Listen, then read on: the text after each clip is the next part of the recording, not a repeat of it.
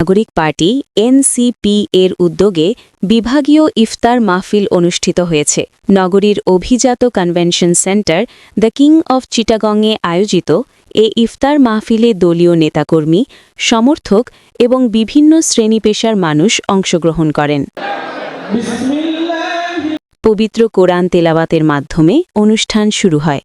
পরে দেশ, জাতি ও মুসলিম উম্মার শান্তি ও সমৃদ্ধি কামনা করে বিশেষ দোয়া ও মোনাজাত অনুষ্ঠিত হয়।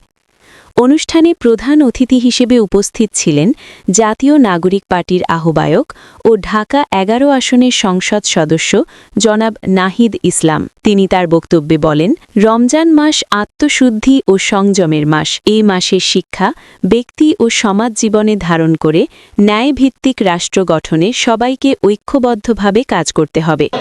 এবং গণভোটের যে গণরায়, যার ভিত্তিতে নির্বাচন হয়েছে, যার ভিত্তিতে সরকার গঠিত হয়েছে, সেই গণভোটের রায়কে বাতিল করার জন্য আদালতকে ব্যবহার করার চেষ্টা করা হচ্ছে। আদালতকে আবারও দলীয়করণ করার চেষ্টা করা হচ্ছে। আমরা স্পষ্টভাবে বলতে চাই, আদালতকে যদি রাজনৈতিক এজেন্ডার কারণে, নিজেদের দলীয় এজেন্ডার কারণে ব্যবহার করা হয়, চেষ্টা করা হয়, তার পরিণতি খুবই করুণ হবে। বিগত আওয়ামী লীগ সরকার এই একই প্রচেষ্টার মাধ্যমে কিন্তু তার পতন শুরু হয়েছিল।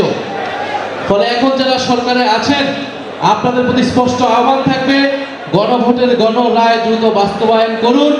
আমরা গণভোটের গণরায়ের মাধ্যমে এই বাংলাদেশ, এই নতুন সরকারের যাত্রা শুরু হোক, নতুন সংসদের যাত্রা শুরু হোক, সেটা প্রত্যাশা করি। বিশেষ অতিথি হিসেবে উপস্থিত ছিলেন দলের দক্ষিণাঞ্চলের মুখ্য সংগঠক ও কুমিল্লা ৪ আসনের সংসদ সদস্য জনাব হাসনাত আবদুল্লাহ। এছাড়া আরও উপস্থিত ছিলেন জাতীয় নাগরিক পার্টির সদস্য সচিব আক্তার হোসেন, মুখ্য সংগঠক নাসির উদ্দিন পাটোয়ারি, ১১ দলীয় জোটের চট্টগ্রাম ১৫ অর্থাৎ সাতকানিয়া লোহাগড়া আসনের সংসদ সদস্য জনাব শাহজাহান চৌধুরী এবং চট্টগ্রাম ১৬ অর্থাৎ বাঁশখালী আসনের সংসদ সদস্য অধ্যাপক মওলানা জাহিরুল ইসলাম সহ কেন্দ্রীয় ও স্থানীয় নেতৃবৃন্দ। সংসদ সদস্যরা সংবিধান সংস্কার পরিষদের সদস্য হিসেবে দায়িত্ব গ্রহণ করেছেন। ২৪শে অভ্যুত্থানের সিলসিলা ধরে বাংলাদেশে যে রাজনৈতিক প্রশ্ন সমাধান হয়ে গিয়েছে, সেই রাজনৈতিক প্রশ্নকে ছলে বলে কৌশলে বাংলাদেশের বিচার বিভাগের কাছে সঁপে দেওয়ার চক্রান্ত করা হচ্ছে। আমরা আজকে খেয়াল করে দেখেছি, বাংলাদেশের হাইকোর্টে ২টি রিট করা হয়েছে। এই ২টা রিটের মধ্য দিয়ে জুলাই সনদ বাস্তবায়ন আদেশ, গণভোটের ফলাফল এবং সংবিধান সংস্কার পরিষদের সদস্য হিসেবে শপথ গ্রহণকে আজকে হাইকোর্টে চ্যালেঞ্জ করা হয়েছে।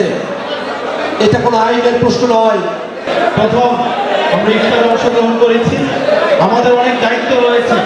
আজকে হলরুমে আপনারা যারা উপস্থিত আছেন, আপনাদের অনেক দায়িত্ব। এই রমজান পরবর্তী বাংলাদেশকে সামনে রেখে আপনাদের মূল টার্গেট হবে এই চট্টগ্রামের যতগুলো উপজেলা রয়েছে, যতগুলো ওয়ার্ড রয়েছে, প্রত্যেকটা জায়গায় যেন আমাদের এনসিপির সাংগঠনিক যে কমিটি রয়েছে, সেই কমিটির আপনারা বিস্তার করতে পারেন। যদি কোনো বীরের জাতি হয়, তাহলে সে দর্শনের প্রতিবাদ করবে এবং দর্শন বিরোধী যে আইনগুলো রয়েছে, যে অ্যাক্টগুলো রয়েছে, সেগুলো যথেষ্ট এখনো শক্ত নয়। সেগুলোকে নতুন প্রক্রিয়ার মধ্যে নিয়ে এসে বাংলাদেশে একটি দর্শন বিরোধী সোসাইটি এবং সমাজ বিনির্মাণ করবে ইনশাআল্লাহ। আমাদের আরেকটি বড় সমস্যা রয়েছে, সেটা হলো আমাদের সংসদ যে নির্বাচনটা হলো, আমরা 2টি ভোট দিয়েছিলাম। একটি হলো পার্লামেন্টারি অ্যাসেম্বলি, আর একটা হলো রিফর্ম অ্যাসেম্বলি।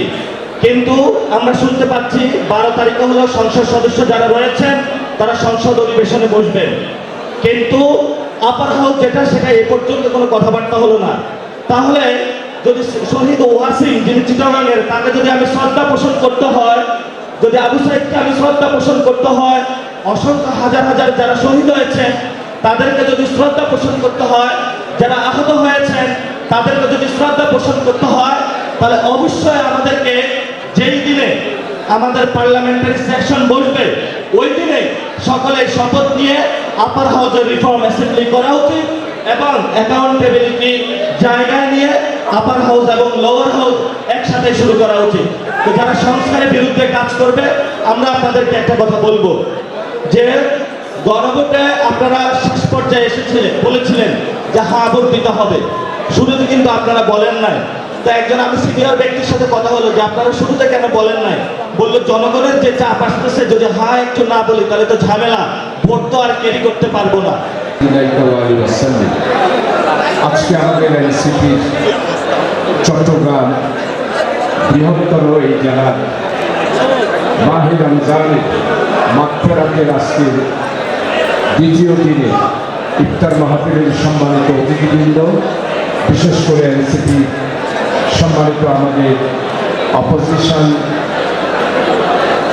হুইপ জনাব নাহিদুল ইসলাম, সম্মানিত আমার অত্যন্ত প্রিয় হাসনাত আব্দুল্লাহ, প্রিয় জনাব নাসিরুদ্দিন পাটোয়ারি সহ আরও অন্যান্য নেতৃবৃন্দ, জামাত নেতৃবৃন্দ, 11 দলীয় জোটের সম্মানিত নেতৃবৃন্দ এবং